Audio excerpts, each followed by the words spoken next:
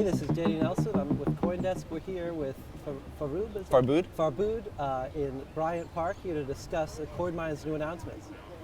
Thanks again for having us. We're announcing two big things today. One is what we call Coinmine interest. So your Coinmine, you plug it in, it turns your electricity into crypto. This is how the crypto world works. You trade your electricity to a network for computation, and you get rewarded with that network's coin. So if it's Bitcoin, you get rewarded with Bitcoin. If it's Ethereum, you get rewarded in Ethereum. So your Coinmine already generates crypto by plugging it in. Today we're announcing Coinmine interest, which means that whatever crypto your device generates that you keep inside your Coinmine wallet will earn, starting at 6.5% APR interest. So you don't have to do anything.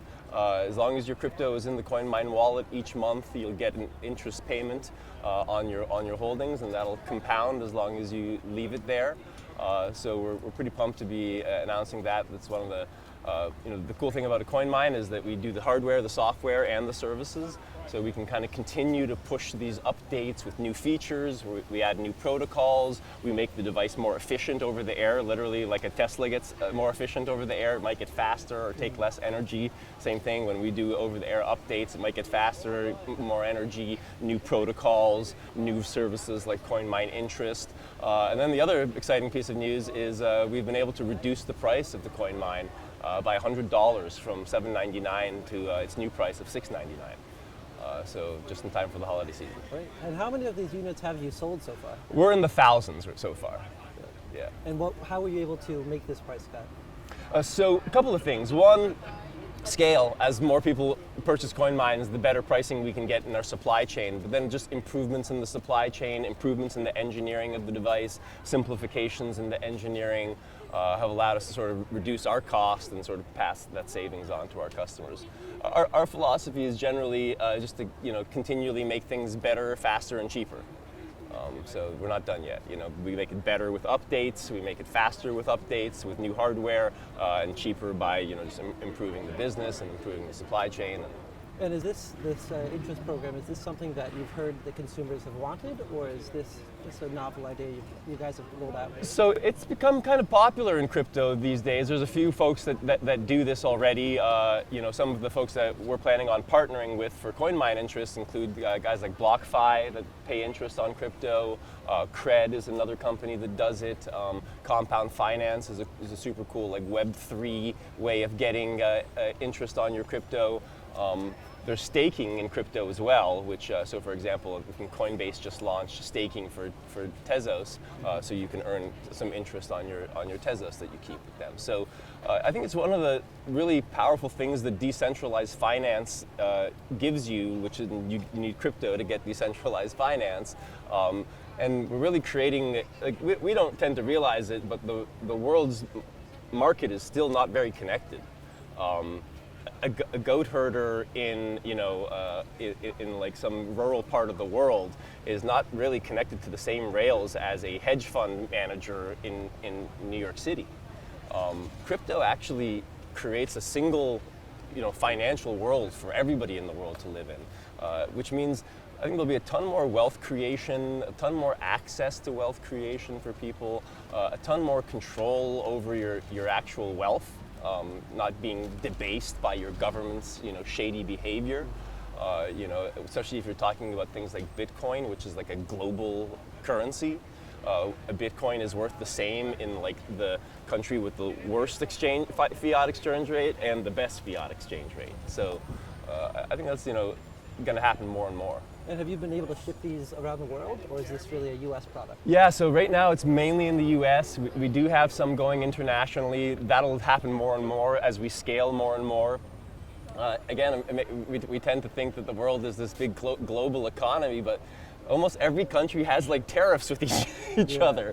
And so to avoid that, you need to keep inventory inside those countries. So now we're starting to get to a scale where we can have inventory in the EU, for example, and avoid EU import taxes. Maybe they don't call them tariffs, they call them import taxes.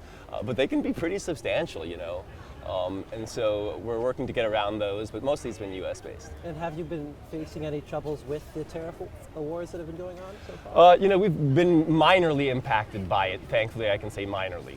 We're not paying crazy tariffs, and like the overall cost reductions of, for example, manufacturing and assembling it in China outweigh any tariffs that we're paying right now, which are pretty minimal. I tend to think they're going to not last. I think they'll probably go away. Yeah. They're mostly, I think, like negotiation tactics between the different groups. Probably. Yeah, we've actually had a Coinmine 1 rig running in the office for a couple weeks now. And I think John told us that we've made about $6 so far mining Monero. Are those numbers expected, or have you... That's a good question. I'm not, I can't remember like the current rate of Monero generation or even the current Monero price. That doesn't sound that far off. I think the way to think, at least the way I think about it, crypto in general, I tend to think of in like 2 to 4 year time increments. I think mining more in particular, I even kind of think of that because you don't have like as much of the volatility of prices. Like if you're buying and trading Bitcoin, for example, the volatility is something you can kind of play with. When you're mining, it's something you should be doing, I think, more long term. At least that's the way I think about it. And the other way I think about it is getting in early on promising new protocols. So when we launched Grin on the day its mainnet launched. Now, since Grin was new, a device like a Coinmine actually was able to generate quite a lot of Grin. And if you started mining Grin on the day Grin launched and you kept your Coinmine pointed to it for a year or 2 years, and Grin ended up getting to $100 or $200 in price, you'd make thousands and thousands of dollars off your Coinmine. Now that depends on Grin doing that. That depends on you knowing and believing in Grin and for some reason thinking it's going to outperform maybe other assets. And you do great. On another, whereas other coins maybe not as well or maybe better. Handshake is another good example. I don't know if you know the Handshake protocol. It's a really cool protocol that's launching this year that basically helps make the web unstoppable. So basically, right now you go to coinmine.com that uses the domain name service system in the world. Well, that's not actually a decentralized thing. People control that.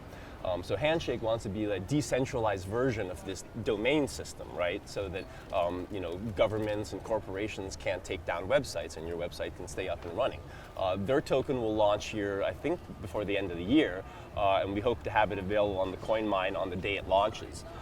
So Grin and Handshake, they're going to be worth like maybe pennies or a couple of dollars when they launch, just like Bitcoin was, right? But then if you hold Bitcoin for 3 years, you always made money. In any 3-year chunk in its 10-year history, if you hold it for 3 years, you always made money. So if you're able to sort of pick the right coins, you could do very well with the device that's mining new protocols. Even though strictly on the way this thing makes Bitcoin, for example, is it's usually mining a different currency and converting it to Bitcoin for you, because it can make you more Bitcoin that way than just strictly mining Bitcoin, right? But again, for a brand new protocol like Handshake or Grin, it can do really well there. So it's more about your ability to sort of pick the next crypto and what the future of crypto holds. And what's next for the company? So more protocols, Handshake, like I said, more updates, more efficiency improvements to the device, and probably some new hardware, about a year from now too. Great. That's all the questions we've got. Thank you so much for joining us today. Thanks for having me. All right, once again, this has been Danny Nelson with Farbood of Coinmine here in Bryant Park talking about Coinmine 1. Thanks, Farbood. Thanks.